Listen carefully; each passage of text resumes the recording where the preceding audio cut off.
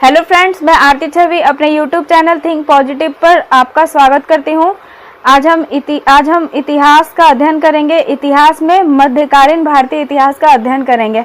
आज का हमारा टॉपिक है भारत पर अरब आक्रमण और लेक्चर सीरीज में लेक्चर 3। मैंने अपने 2 लेक्चर ऑलरेडी मैंने इसमें डाल रखे हैं इसी टॉपिक के, भारत पर अरब आक्रमण के ऑलरेडी 2 लेक्चर मैंने अपलोड कर दिए हैं और ये इस टॉपिक का ये तीसरा लेक्चर है।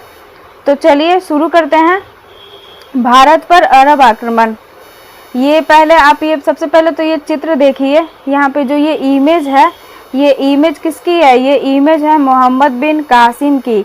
और मोहम्मद बिन कासिम कौन था? तो मोहम्मद बिन कासिम जो था वो एक अरब आक्रमणकारी था जो अरब से भारत पर आक्रमण करने के उद्देश्य से आया था। और उसके 2 मुख्य उद्देश्य थे। पहला उद्देश्य था भारत में लूटपाट करना और यहाँ से लूट की सारी धनराशि को लूट करके अरब ले जाना। और दूसरा जो उसका मुख्य उद्देश्य था वो था इस्लाम का प्रचार प्रसार। तो चलिए शुरू करते हैं। भारत पर आक्रमण करने वाला पहला सफल अरब आक्रमणकारी के रूप में मोहम्मद बिन कासिम का नाम इतिहास में दर्ज है। जैसा कि आप लोग जानते हैं, जैसे कि मैंने अभी बताया आपको कि भारत पर आक्रमण करने वाला पहला जो मुस्लिम आक्रमणकारी था और पहला जो अरब आक्रमणकारी था वो मोहम्मद बिन कासिम था। क्योंकि ये मोहम्मद बिन कासिम मुस्लिम भी था, इसलिए तो ये इस्लाम धर्म का प्रचार प्रसार करने भारत में आया था। और क्योंकि ये अरब से आया था तो ये एक अरब आक्रमणकारी था। इसको मैं बार बार रिपीट करती हूँ ताकि ये आपका ये कॉन्सेप्ट क्लियर हो जाए। ऐसे 2 क्वेश्चन हैं जिसमें बच्चे हमेशा फंसते हैं, एक तो तुर्क वाले में और दूसरा ये अरब से रिलेटेड जो आक्रमणकारी का क्वेश्चन पूछता है। इसमें नए बच्चे खास करके फंसते हैं, 11th 12th वाले और ग्रेजुएशन के बच्चे। तो ये वीडियो खासकर उनके लिए है ताकि उनका कॉन्सेप्ट क्लियर हो जाए। मोहम्मद बिन कासिम। और अब जानते हैं कि कासिम का भारत में आगमन। ये जो मोहम्मद बिन कासिम है, ये जो भारत में लूटपाट करने के उद्देश्य से जब आया था ये सभी जानते, लेकिन किस रास्ते से आया था इसको चलिए हम लोग थोड़ा सा जानते हैं। तो मोहम्मद बिन कासिम भारत में किस रास्ते से आया था? तो जैसा कि मैंने अपने लेक्चर 1 में, इस टॉपिक के लेक्चर 1 में मैंने ऑलरेडी बता रखा है कि भारत में अरब आक्रमणकारियों के आगमन के 4 मार्ग थे। उसका कॉन्सेप्ट क्लियर करने के लिए अगर आप मेरे लेक्चर 3 में नए हैं तो प्लीज़ आप लोग मेरा लेक्चर 1 जरूर देख लीजिएगा। वहाँ से आपको सारी बातें समझ में आ जाएगी, तब जाके आपको मेरा लेक्चर 3 का कॉन्सेप्ट क्लियर हो जाएगा। तो चलिए, कासिम का भारत में आगमन स्थल मार्ग से हुआ था। और कहाँ? वो कौन सा स्थल मार्ग था? तो वो था मकरान। मकरान ये जो प्लेस है, ये जो जगह है, यहाँ से मोहम्मद बिन कासिम भारत के पंजाब प्रांत में एंट्री करता है। और वो सिंध का जो राजा था उसे, क्योंकि ये पंजाब के अंदर सिंध है और मुल्तान है और ये मकरान भी पंजाब के अंदर आता है। तो जो दाहिर, यहाँ का जो हिंदू शाही शासक था वो कौन था? दाहिर था। पंजाब का उस समय हिंदू शाही शासक था दाहिर। इसको याद रखिएगा क्योंकि मोहम्मद बिन कासिम का लड़ाई दाहिर के साथ ही होता है जब वो एंट्री करता है भारत में और सिंध पर वो अटैक करता है। तो जब वो मकरान के रास्ते जब वो सिंध में घुसता है तो सिंध में उसका टकराव किस हिंदुशाही शासक से होता है? तो दाहिर से होता है। किससे होता है? दाहिर से होता है। इसको याद कर लीजिएगा। अब देखते हैं भारत पर कासिम का अभियान। मोहम्मद बिन कासिम का भारत पर अभियान मतलब वो कहाँ कहाँ आक्रमण करता है और उस दौरान उसके साथ उसने क्या क्या किया है उसकी चर्चा करते हैं। तो सिंध पर उबैदुल्ला और बुदैला के पराजित होने के बाद हज्जाज ने मोहम्मद बिन कासिम को विजय के लिए भेजा।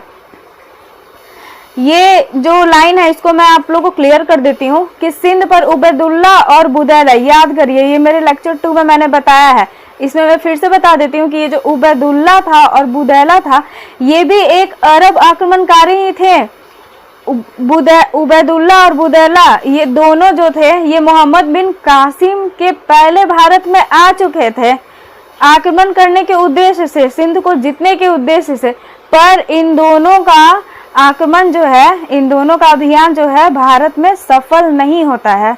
सफल नहीं रहने के कारण ये वापस चले जाते हैं और इन्होंने कुछ खास छाप छोड़ा नहीं होता है भारत में, तो ये वापस चल जाते हैं। इनका जो अभियान था वो असफल रहता है।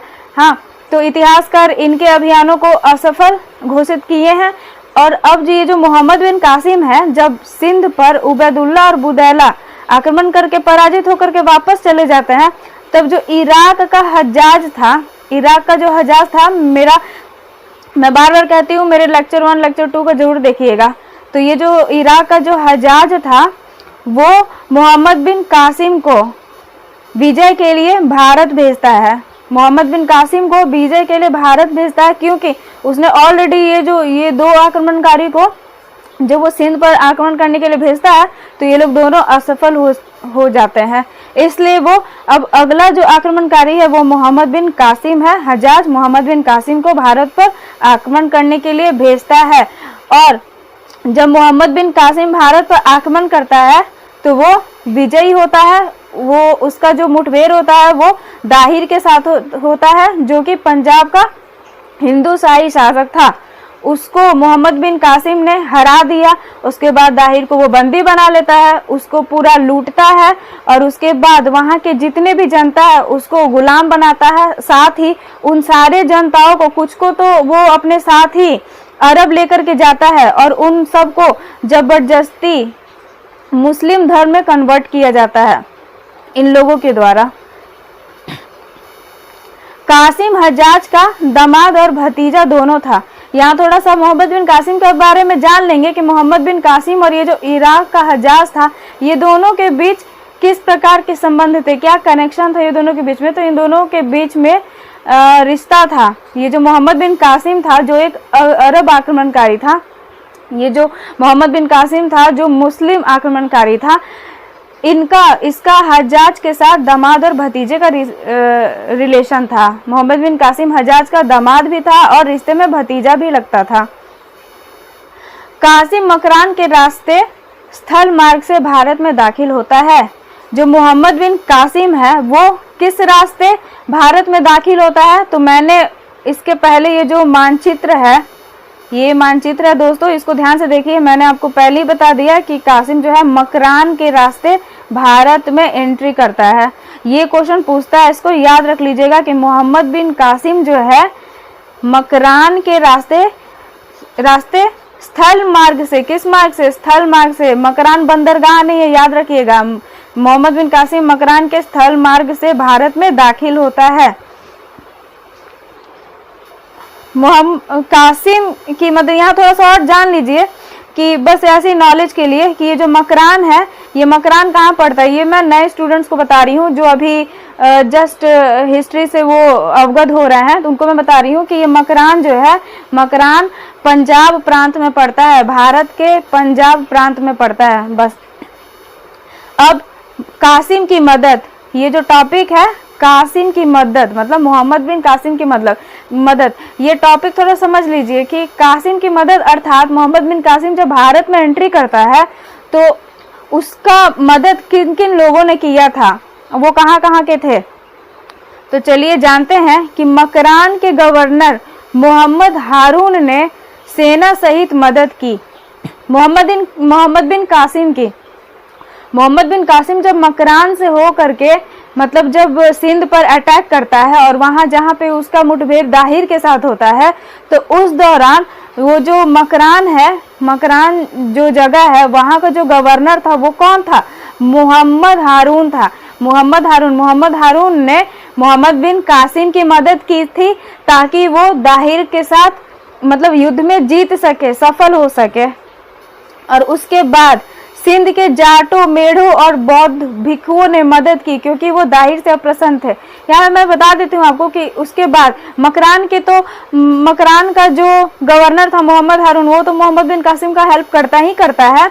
और साथ ही जो सिंध के जाट थे, सिंध के जो जाट थे और जो मेढ़ थे और जो बौद्ध भिक्षु थे, ये सब भी मोहम्मद बिन कासिम की हेल्प करते हैं ताकि मोहम्मद बिन कासिम हिंदूशाही शासक दाहिर से युद्ध में जीत सके।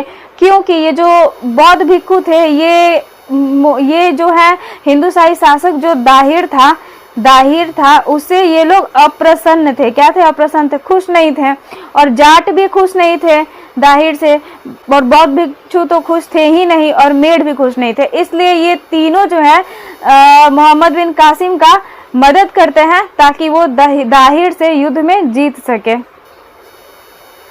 तो दोस्तों आज का ये जो लेक्चर है ये यहीं पे समाप्त हुआ। मिलते हैं मेरे अगले लेक्चर में, लेक्चर 4 में, और ये टॉपिक की आगे का बात मैं लेक्चर 4 में बताऊंगी। और आपको मेरा ये वीडियो अच्छा लगता है तो मेरे चैनल को, मेरे वीडियो को लाइक करिएगा, शेयर करिएगा, और मेरे चैनल पर आप नए हैं तो इसे सब्सक्राइब करिएगा।